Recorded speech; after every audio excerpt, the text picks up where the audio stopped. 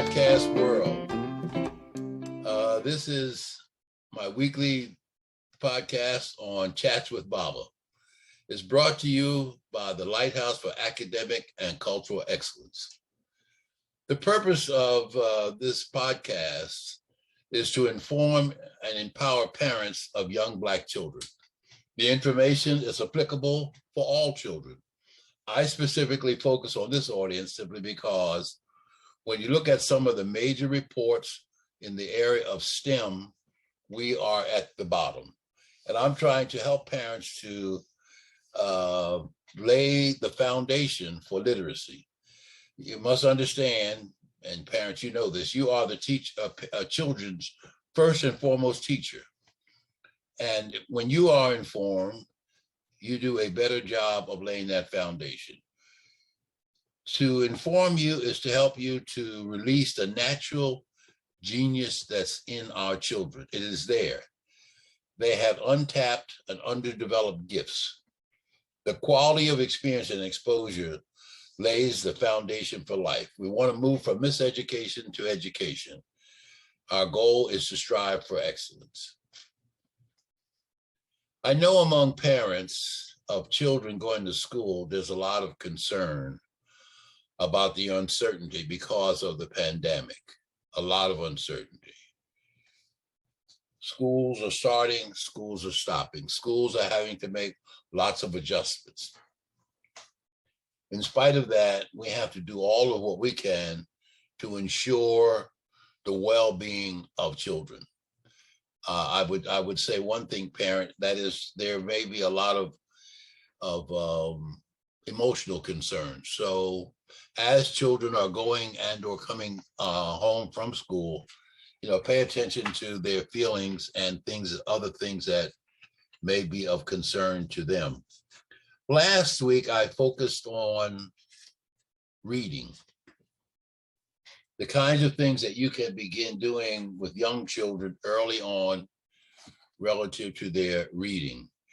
Remember, the expression is you learn to read and then you read to learn. It's undeniable that a child's reading skills are important to their success in school, okay? It's undeniable.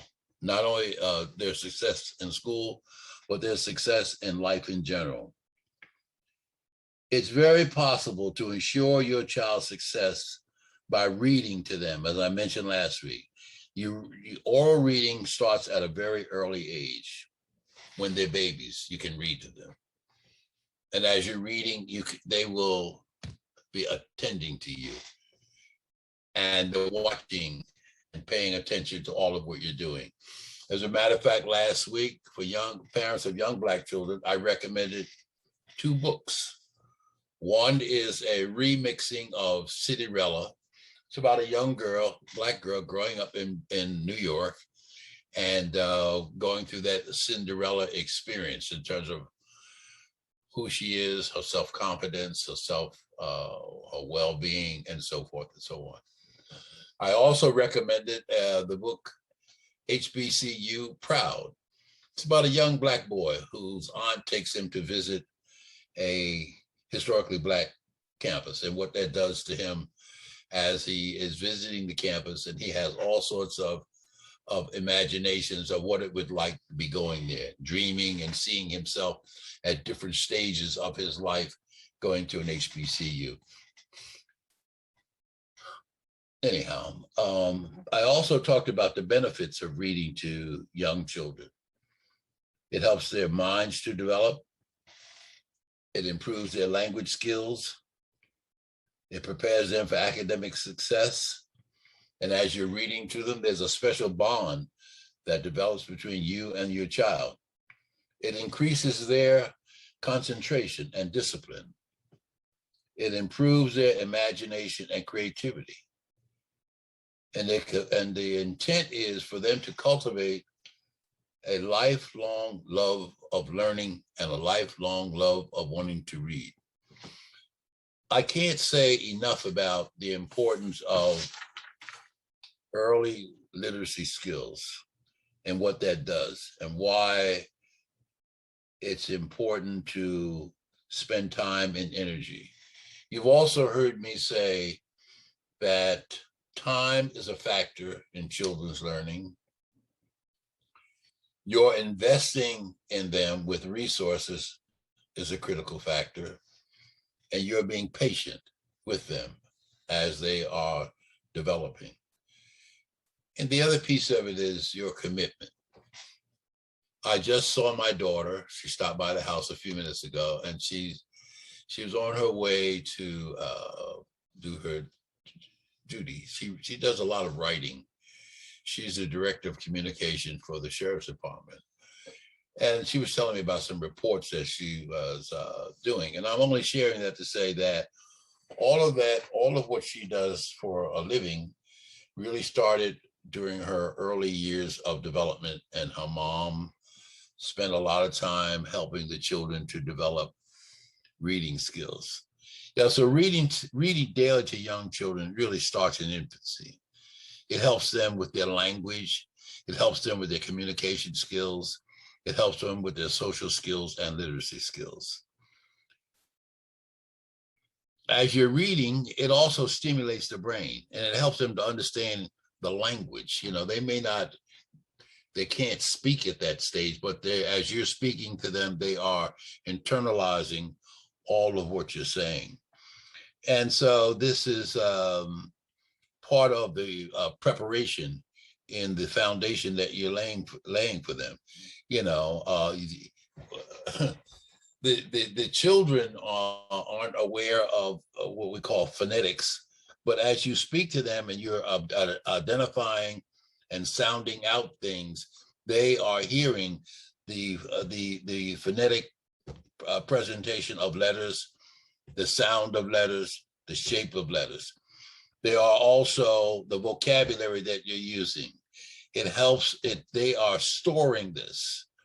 And the words kids need to know as you're talking helps them when they begin to communicate.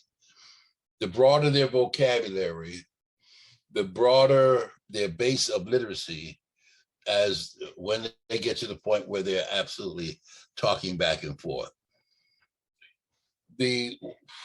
What you see and hear from the research is that by the time children are kindergarten, first grade or so, their vocabulary embraces more than 10,000 words. That is a mouthful. Now, consider those that don't have that same opportunity. Consider that. You know, they're going to be on the short end. So when I say to you, you know, it's a matter of time and resources, that is critical. Because in the early literacy skills, you are talking about language, the formulation of their brain, the connections that you don't see, but the connections are being made because brain connections form through the use of their senses: sight, sound, touch, taste, and smell. The more activities children experience, the more connections that form in the child's brain. Early childhood is a determining factor relative to their cognitive development, relative to their mind developing, relative to the language, relative to their vocabulary. We also know that there is a host of things that's expected of them when they get to school. And I know as a parent, you know, as you're doing certain things, you are always saying, is your child ready for first grade?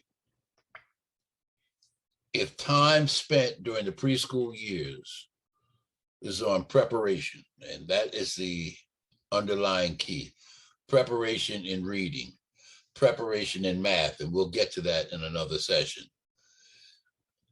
So these simple questions can be answered based upon the time, effort, and energy that you put in laying that foundation for literacy. The other piece that I want to say is that you don't want to bore children while you're reading to them. Boredom is a turnoff. You want children to experience joy and excitement as you're reading to them. There's nothing wrong with being animated while you're reading to them. There's nothing wrong with being animated as you are telling stories. All of these things are factors in that contribute to their literacy foundation. Talking to them, singing to them, reading poems to them, and just positively engaging with them, naming things for them, and showing them pictures, word association with pictures. All of this feeds into their foundation. So for the last two podcasts, last week and this week, was an emphasis was placed on reading. I will continue to talk about the importance of those things that you're doing relative to reading. And I would hope that as you are engaging, you're doing it with a spirit of pleasantry.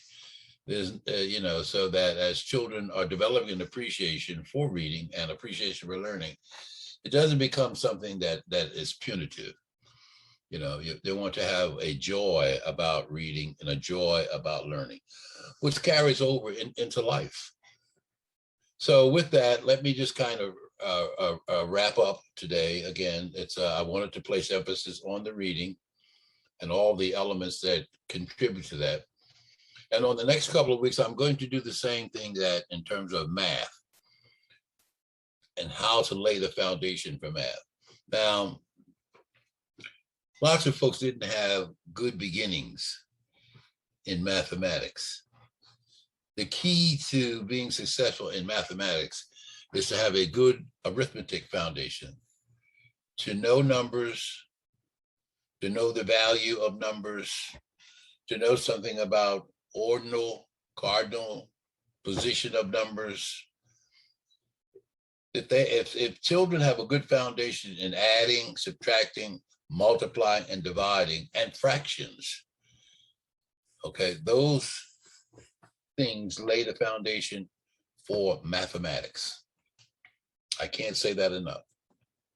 Adding, subtracting, multiplying, dividing, and fractions, counting, place value, numbers. All of that is the foundation for higher order. I will get into some things that talk about the principles of algebra that can be taught to 2-year-olds as you are teaching them reading literacy. And I will demonstrate that in future podcasts. So visit my website, drjamesyoung.com. These books and other materials will be there for you. Have a good week, and hopefully you can apply some of the many things that we've talked about. Good day.